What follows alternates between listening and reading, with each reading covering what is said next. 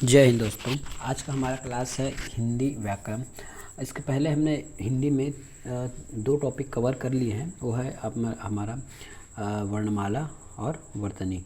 इसके बाद हम पढ़ने वाले हैं संधि। तो संधि पढ़ने के लिए वर्णमाला और वर्तनी पढ़ना अनिवार्य है। तो आप इसके पहले यदि वीडियो नहीं देखे हैं तो प्लीज़ वो वीडियो पहले देख लीजिए, इसके बाद हम संधि शुरू करेंगे।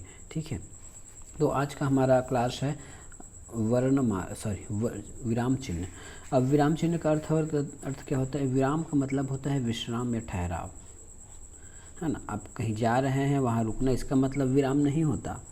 हमारे इस टॉपिक के अनुसार विराम का मतलब होता है यदि आप कुछ बोल रहे हैं, कुछ वाक्यों का प्रयोग कर रहे हैं, पुस्तक पढ़ रहे हैं, शब्द पढ़ रहे हैं, अखबार पढ़ रहे हैं, तब वहाँ जब आप विश्राम लेते हैं, है ना, और जिस प्रकार विश्राम लेते हैं, जिस भाव से विश्राम लेते हैं, वहाँ हम उस विश्राम को चिन्हों के माध्यम से दर्शाते हैं।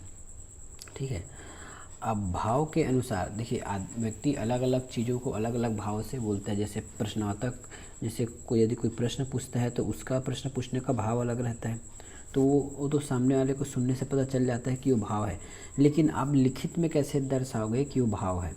तो उसी अलग अलग भावों को, उसी अलग अलग विचारों को, एक्सप्रेशन को दिखाने के लिए हम विराम का उपयोग करते हैं। और वाक्य में कुछ नया लाने के लिए या अर्थ की स्पष्टता दिखाने के लिए भी हम विराम चिन्ह का उपयोग करते हैं।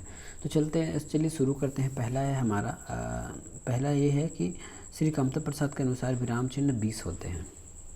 ठीक है, श्री कामता प्रसाद के अनुसार विराम चिन्ह 20 होते हैं और लगभग वे सभी विराम चिन्ह हम इंग्लिश से लिए हैं, इस पूर्ण विराम को छोड़ के। बाकी जो लगभग सभी जो हैं वो हमारे इंग्लिश से ही आए हैं। तो चलिए इसका शुरुआत करते हैं। पूर्ण विराम चिन्ह वाक्य के अंत में किया जाता है या भाव के अंत में। देखिए, वाक्य के अंत में और भाव के अंत में इसका कहने का अर्थ ये है, जैसे आपको कुछ भी बोलना हो वो आपने बोल दिया। जैसे एक छोटा सा शब्द है, मेरा नाम राम है, एक छोटा सा भाव है। एक व्याख्या भी हो सकता है कि श्री राम जो सीता के पति थे, एक महात्मा बलशाली पुरुष थे, तो ये बड़ा हुआ ना, ये शब्द बड़ा हुआ। तो जिसमें आपका भाव खत्म हो जाए, यदि आप चाहो तो ये बोलो आओ, देखिए इससे आपका भाव खत्म हो गया, तो यहाँ आपने पूर्ण विराम लगा दिया। और पुस्तक में पढ़ते हैं तो लंबे लंबे वाक्य रहते हैं, उसके बाद वहाँ पूर्ण विराम लगाया जाता है। ठीक है, उसके पहले और बहुत सारे चिन्हों का उपयोग होता है, तो वहाँ ऐसा पूर्ण विराम लगाया जाता है। तो इसका एक शब्द में उत्तर होगा कि आपके भाव जहाँ ख़त्म हो जाते हैं, आपकी बोली उस संबंधित बात से जब ख़त्म हो जाती है, तब हम उसमें पूर्ण विराम लगाते हैं। जैसे तुम्हें जाना चाहिए, तुम्हें जाना चाहिए, ये इस प्रकार के शब्द हैं। और इस प्रकार के शब्दों के लिए हम देखिए, बड़े भाव कहने का अर्थात ये है कि बड़े वाक्य कहने का मतलब ये है कथन, किसी व्यक्ति का कथन या किसी चीज़ में कथन किया जाता है तो वो लंबा लिखा जाता है, 1 से 2 लाइन, तो उसमें हम लास्ट में पूर्ण विराम का चिन्ह का उपयोग करते हैं। अब लास्ट में बस अंततः एक याद रखिएगा, जहाँ आपके भाव खत्म हो रहे हों वहाँ उसके लास्ट में आपको पूर्ण विराम लगाना है। दूसरा है उपविराम। देखिए, विराम आपको पहचानते जाना है, विराम कैसा होता है। चिन्ह ये देखिए, ये है आपका उपविराम। संवाद या शब्द सीमा का निर्धारण करता है। ये संवाद, देखिए संवाद से सबसे अच्छा उदाहरण ये है, जब हम लोग क्लास पढ़ते थे, है ना, हिंदी की क्लास जब पढ़ते थे 11वीं 12वीं में, जो चैप्टर होता है सामान्य हिंदी है साधारण, उसमें जैसे एकांकी आ गया, नाटक आ गया, उसमें हम लोग पढ़ते थे कि एक साइड किसी पात्र का नाम रहता था और ऐसे 2 बिंदी और वो जो बोलते थे वो लिखा रहता था, तो वो हो गया संवाद। ठीक है, वो संवाद हो गया। अब ये देखिए, ये शब्द का निर्धारण मतलब विज्ञान जो है अभिश्राप या वरदान। तो ये जो डॉट है वो इतने शब्द के लिए इसको परिभाषित कर रहा है या फिर इसका शब्द को सीमा निर्धारण कर रहा है कि हम विज्ञान के बारे में अभिश्राप लिखें या वरदान लिखें, या चाहे तो इसको अगर काट देते हैं इतने को, तो फिर होता क्या है, विज्ञान अभिश्राप, मतलब उतने बातों को इस शब्द के लिए इस अर्थ को सीमित करके रख दिया ये। ठीक है, तो ये होता है उपविराम का मतलब, समझ गए। विराम चिन्ह पहचानने के लिए व्यापम के क्वेश्चन में आता है, तो आपको विराम चिन्ह पहचानने आना चाहिए। ठीक है, संवाद के लिए या शब्द के निर्धारण के लिए। आगे चलते हैं, अर्धविराम। वो उपविराम था, ये अर्धविराम है। जब एक वाक्य दूसरे पर निहित हो, मतलब एक का अर्थ दूसरे को पढ़े बिना प्राप्त नहीं हो जाता या दूसरे को पढ़ने से ही प्राप्त होता है, इसको बोलते हैं एक वाक्य दूसरे वाक्य में निहित हो। तो जब एक वाक्य दूसरे वाक्य में निहित रहता है तो उस वाक्य को पूर्ण करने के लिए हम उस दूसरे वाक्य से पहले हम अर्धविराम का उपयोग करते हैं। देखिए, ये पहला वाक्य हो गया, ये दूसरा हो गया। ठीक है, तो गोपाल घर गया। ठीक है, अब क्यों गया, इतने में ही हमारा काम पूरा हो गया है होने को, लेकिन हम और बताना चाहते हैं कि वो उसका कारण क्या है, तो हम यहाँ अर्धविराम लगाएंगे और बोलेंगे क्योंकि उसके पिताजी घर आए हैं, क्योंकि उसके पिताजी घर आए हैं। इसमें देख लीजिए, इसका जो अनुप्रयोग है तब किया जाता है जब जहाँ पर अल्प विराम के कुछ अधिक किंतु पूर्ण विराम से कुछ कम रुकना हो। ठीक है, अल्प विराम यहाँ उपयोग इसलिए बताया क्योंकि अल्प विराम से कुछ अधिक और पूर्ण विराम से कुछ कम रुका जाता है, तब इसकी हम उपयोग करते हैं। अब देखते हैं अल्प विराम। इसका उपयोग बहुत व्यापक रूप से होता है। ये जो अल्प विराम है इसका उपयोग बहुत व्यापक रूप से होता है, और देखते हैं इसका व्यापक रूप क्या है। देखते हैं इसका व्यापक रूप क्या है। पहला तो है समान पद हो। तो समान पद हो मतलब जैसे हम लिखते हैं ना, आराम तुम बाज़ार जाकर आलू प्याज लहसुन मसाले। देखिए, हम एक ही शब्द का यूज़ कर रहे हैं तो वहाँ हम कॉमा का यूज़ करेंगे। जैसे इस यहाँ पे दिया गया है कि राम सुंदर सुशील दयालु और सबल व्यक्ति है, तो हम यहाँ सुशील सबल दयालु और सबल क्या चीज़ है, ये उसके गुण को बता रहा है ना। हम इस डॉट की जगह वह का भी यूज़ कर सकते थे। राम सुंदर, वह सुशील, वह दयालु, वह सबल, वह व्यक्ति थे, तो हम इसके यहाँ भी हुआ, वहाँ भी हुआ और यहाँ भी वह इस प्रकार यूज़ कर सकते थे, लेकिन इसमें वाक्य पढ़ने और सुनने में अच्छा नहीं लगता, इसलिए हम उसको हम बोल नहीं रहे। बहुत लोग इसको बोलते हैं राम सुंदर कॉमा सुशील कॉमा, तो कॉमा बोलने की ज़रूरत नहीं रहती है। ये जब बच्चों को पढ़ा रहे हैं तब की आवश्यकता है। देखिए, किसी विराम चिन्ह का मतलब ही ये होता है कि सामने वाला व्यक्ति उसको देखकर समझ जाए कि वो क्या बोलना चाहता है। विराम चिन्ह लगाने का मतलब बस यही है ना। इसमें जो विराम चिन्ह लगा है उसको पढ़कर देखकर मैं समझ जाऊँ, या कोई भी पाठक जो है वो समझ जाए कि ये सामने वाला व्यक्ति अपना क्या भाव प्रकट करने वाला है। ठीक है, राम जैसे मैंने लिख दिया डॉट डॉट करके अल्प विराम करके लिख दिया, तो राम सुंदर सुशील दयालु और सबल व्यक्ति है, तो सामने वाला समझ जाएगा कि वो एक ही तरह के उद्देश्य या फिर एक ही तरह की विशेषता को बताने के लिए इस प्रकार कॉमा अल्प विराम का उपयोग यहाँ किया हुआ है। ठीक है, तो ये होता है हमारे अल्प विराम का उपयोग। हम यहाँ और तथा एवं व का भी प्रयोग कर सकते थे, लेकिन उससे वर्ड में बोलना में जब हम इस वाक्य को उच्चारण करते तो अच्छा नहीं लगता। ठीक है, अब देखते हैं भाव एक दूसरे में नहीं। तो अभी हम ऊपर एक भाव देखे थे, है ना। ऊपर हमने एक भाव का केस देखा था, उसमें हम ऐसा वाला यूज़ किए थे।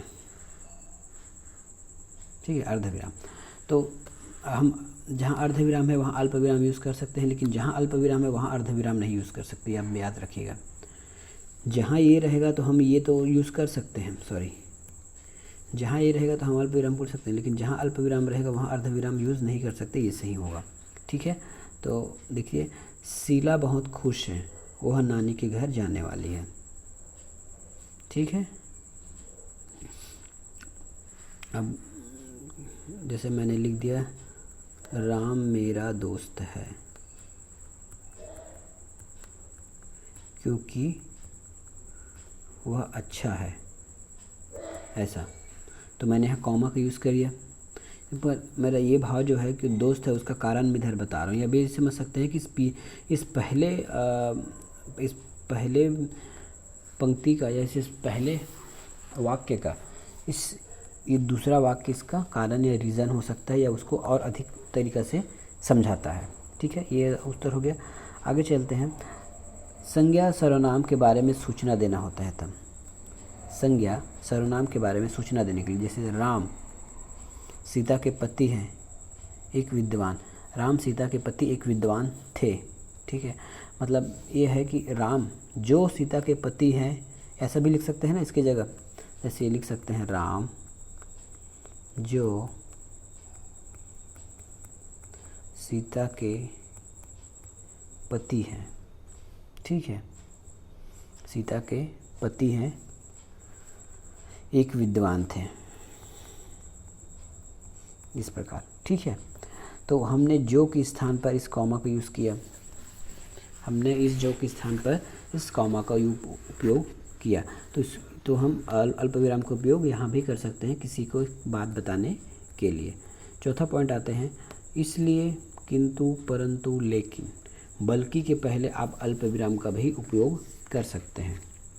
ठीक है, तुम्हारा घर दूर है इसलिए मैं नहीं जाना चाहता। ठीक है, देखिए अधिकतम आपका अल्प विराम का यूज़ होता है, बाकी विरामों चिन्ह को तो आप आराम से ही पहचान लेंगे, इसको ही याद रखिएगा। इसलिए, परंतु, किंतु, लेकिन, बल्कि के पहले अल्प विराम का उपयोग। आपका घर दूर है इसलिए मैं नहीं जाना चाहता। ठीक है, यहाँ पे इसमें भी जस्ट बोल समझ लीजिए रीज़न, लेकिन इस रीज़न के लिए हमको इस शब्द का उपयोग किया गया है, तो ये आप याद रखिएगा। देखिए अल्प विराम में ज़्यादा जो विराम चिन्ह पढ़ा रहे हैं उसमें ज़्यादा समझाने वाली बात नहीं रहती है, इसलिए मैं थोड़ा फास्ट पढ़ाऊँगा इसको। अब संबोधन के लिए भी होता है, राम यहाँ आओ। देखिए संबोधन के लिए एक आपका एक्सक्लेमेशन मार्क भी रहता है, लेकिन इसको हम यहाँ यूज़ नहीं करेंगे। राम यहाँ आओ, इसमें भी संबोधन होता है, लेकिन इसमें कुछ अलग कंडीशन होता है, आश्चर्य, घृणा, उत्साह, इस प्रकार में उसमें यूज़ होगा। तो संबोधन के लिए राम यहाँ आओ। किसी को बुलाते हैं तो ऐसे देखिए यहाँ राम लिख दिए, राम जाओ, ऐसा। ठीक है, राम जाओ ऐसा बोल के राम जाओ। अगला है प्रत्यक्ष कथनों के लिए। हमको पता है, हम लोग इंग्लिश में पढ़े हैं, है ना, इंग्लिश में एक वर्ड पढ़ते हैं ना, नरेशन, उसमें ही रहता है। जैसे ये प्रत्यक्ष कथन के पहले, और प्रत्यक्ष कथन को ऐसे इस प्रकार इनवर्टेड कॉमा में, डबल इनवर्टेड कॉमा में लिखा जाता है। तो उसने कहा मैं कल गांव जाऊंगा, उसने कहा कि मैं कल गांव जाऊंगा। ठीक है, ये हो गया। अब इस प्रकार से क्वेश्चन जो आता है तो आपको कॉमा का यूज़ करना है। तो हमने कॉमा को पढ़ लिया, अब पढ़ते हैं क्वेश्चन मार्क वाला प्रश्नवाचक चिन्ह। प्रश्नवाचक चिन्ह तब उपयोग करते हैं जब कोई व्यक्ति दूसरे से प्रश्न पूछता है या प्रश्न पूछने का भाव रखता है। और इसको पहचानने के कुछ तरीके ये हैं कि आप उसमें कब, क्यों, किस लिए, किसका, हु मतलब कौन, ये सब, मतलब जो इंग्लिश में जो WH क्वेश्चन से स्टार्ट होते हैं ना, वो शब्द यदि आपको दिख गए तो उसमें क्या है, प्रश्नवाचक चिन्ह लगाने की चांसेस अधिक रहते हैं और कुछ में नहीं रहते, वो मैं अभी बताऊंगा आपको। जैसे दादाजी कब आएंगे, ये क्वेश्चन पूछा रहा है, या फिर इस पैटर्न को हटा देते तब क्या होता, दादाजी आएंगे, मतलब यदि बच्चा सामान्य बात कर रहा है या फिर बता रहा है। लेकिन यदि ये वर्ड आ गया कब, तो कब आएंगे तो ये प्रश्नवाचक बना दिया। लास्ट में आपको प्रश्नवाचक ऐसा लगाना है। तुम बाज़ार जा रहे हो, उससे पूछा जा रहा है, तुम बाज़ार जा रहे हो। ठीक है, और कई बार इससे भी देखिए ये जो है एक्सप्रेशन पर डिपेंड करता है कि हो सकता है बच्चा उसको अगर बता रहा हो कि तुम बाज़ार जा रहे हो, पूछ नहीं रहा है, बता रहा है।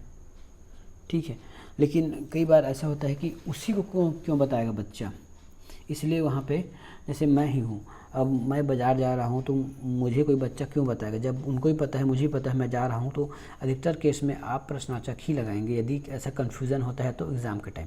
अब यहाँ देखिए, मैंने अभी यहाँ बताया था कि WH क्वेश्चन से यदि कोई क्वेश्चन आता है तो अब आपको वहाँ पे प्रश्नवाचक लगाना रहता है। लेकिन इसको पढ़िए, कब क्या हो जाए क्या पता। जैसे मान लीजिए दो दोस्त बैठे हैं नदी के किनारे और उनको कुछ दुख है या फिर किसी की मृत्यु का खेद है, तो आपस में ही बात कर रहे हैं कि कब क्या हो जाए क्या पता, सब ईश्वर जाने। तो इसमें किसी को वो अपने किसी दोस्त को तो क्वेश्चन नहीं पूछ रहा है ना, लेकिन इसमें कब लगा है तो ये आप लगा के ये इसको कब और क्या को देखकर आप इसमें क्वेश्चन मार्क नहीं लगाएंगे, क्योंकि इसमें कभी भी क्वेश्चन पूछा नहीं जाता है। ठीक है, ये स्पष्ट हुआ। अब आगे बढ़ते हैं। विस्मयादि बोधक चिन्ह। विस्मयादि बोधक का चिन्ह का साइन ऐसा होता है, ऐसा एक खड़ी लाइन खींचिए, नीचे बिंदी लगा दीजिए। हर्ष, शोक, घृणा, करुणा, भय, आदर्श, आचार्य, प्रेम के लिए। ठीक है, हर्ष में आप रहेंगे तो जया दरवाज़ा खोलो, जैसे जल्दबाजी में आप बोलते हो ना, जैसे खुशी से आप कुछ लेके आए हो बच्चों के लिए, आप बोलते हो जया दरवाज़ा खोलो, ऐसा बोलते हैं। तो ये है हाय राम, ये दुख के लिए, हाय राम, आह कितना कठिन कार्य है। ये देखिए, तो इस प्रकार कुछ अलग प्रकार की आपकी भावनाओं को व्यक्त करने के लिए हम विस्मयादि बोधक का उपयोग करते हैं। ठीक है, विस्मयादि बोधक चिन्ह का उपयोग हम करते हैं। अगला है उद्धरण चिन्ह। उद्धरण चिन्ह या अवतरण चिन्ह बोलते हैं, किसी बात को बताने के लिए हमको कॉमा या फिर उसी बात को इंगित करने के लिए इसको यूज़ किया जाता है। जैसे ये देखिए इकहरा चिन्ह, मैंने आपको जब जब मैंने आप व्यंजन पढ़ाया था तो आपको बताया था क को ऐसे लिख के कई बार ऐसे बताया था सिंगल में। जैसे एक शब्द को या एक शब्द को, किसी नाम को अगर लिखना रहता है ना तो हम इकहरा बोलते हैं। इकहरा मतलब सिंगल, ऐसे ऐसे ऐसे ऐसे। फिर से बताता हूँ, ये से नाम लिख दिए बीच में, ये सिंगल, ये ऐसे इकहरा। और इसी को अगर दोहरा बोलेंगे तो ऐसा लिखेंगे, लेकिन इसमें दोहरा का उपयोग नहीं होगा। दोहरा को इकहरा का उपयोग किसमें होगा? किसी नाम को बताने के लिए, किसी वर्ड को बताने के लिए हम इकहरा का उपयोग करते हैं। जैसे पूस की रात, ये प्रेमचंद की एक कृति है। और रामचरितमानस, ये हमारा उपन्यास, ये है महाकाव्य है। क और राम, तो एक छोटे छोटे बातों को बताने के लिए एक एक शब्द वाले को हम सिंगल इन्वर्टेड कॉमा में रखते हैं। दोहरा अवतरण चिन्ह किसी वाक्यांश को बताने हेतु उपयोग किया जाता है। उठो जागो लक्ष्य को प्राप्त करो, किसी मुहावरे हो गया, वाक्यांश हो गया, लंबे चीज़ हो गए, कोई लंबी बातें हो गई, उनको यदि हमको स्पेशल इनको बताना रहता है ना, स्पेशल यदि हमको उनको कोट करना रहता है, किसी आदेशों को भी। अब जैसे सरकारी पत्रों में देखेंगे तो किसी आदेश को कोट करने के लिए इस प्रकार का लगाया जाता है। तो ये अंतर याद रखिएगा, इकहरा किसी एक बात को या एक शब्द के लिए होगा, और जो दोहरा चिन्ह है वो किसी वाक्य के अंश के लिए या फिर किसी मुहावरे के लिए उपयोग, या किसी संत द्वारा कही गई बातों के लिए किया जा सकता है। आगे देखते हैं, योजक चिन्ह दो खंडों के मध्य जुड़ता है। दो खंडों के मध्य जुड़ने वाले चीज़ को हम योजक चिन्ह कहते हैं। इसका साइन होता है, ये इसका साइन है ऐसे। योजक मतलब जोड़ने वाला। जैसे विपरीत को ही देख लीजिए, कोई विपरीत शब्द ले लीजिए, विपरीत शब्द ले लीजिए, लाभ हानि, लाभ और हानि, लाभ हानि। समान शब्द को ले लीजिए, समान शब्द में हो जाएगा आपका माता और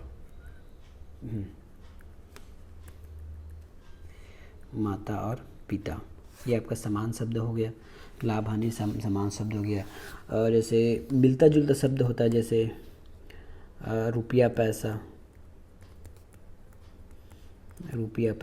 ऐसा बीच में लगाते हैं। ठीक है, कुछ शब्द ऐसे होते हैं जिसमें लगाना ही पड़ता है। जैसे क्या बताऊँ, हाँ, एक अलंकार में होता है ना, चांद सी दुल्हन, चांद सी, ऐसा चांद सी दुल्हन, इस प्रकार। तो ये हो गया हमारा योजक चिन्ह। इसमें जो सेम चीज़ें होते हैं, विपरीत शब्द होते हैं, समानार्थी होते हैं, उसके लिए हम ये चिन्ह लगाते हैं।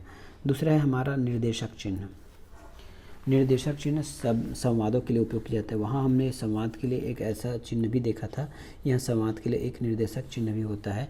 वहाँ एकांकी वगैरह में रहता है। ये सिंपल हम ऐसा लिखते हैं, सीमा मैं घर जा रही हूँ, राधा रुको मैं भी चलती हूँ। मतलब दो लोगों की आपस में बातचीत चल रही है, दो लोगों की आपस में बातचीत चल रही है, तो हम इसको हाइफन के द्वारा दिखाते हैं। इस वीडियो में यहीं तक देखते हैं, मिलेंगे नेक्स्ट वीडियो में। जो शेष विराम चिन्ह बचे उसके लिए, तब तक के लिए धन्यवाद।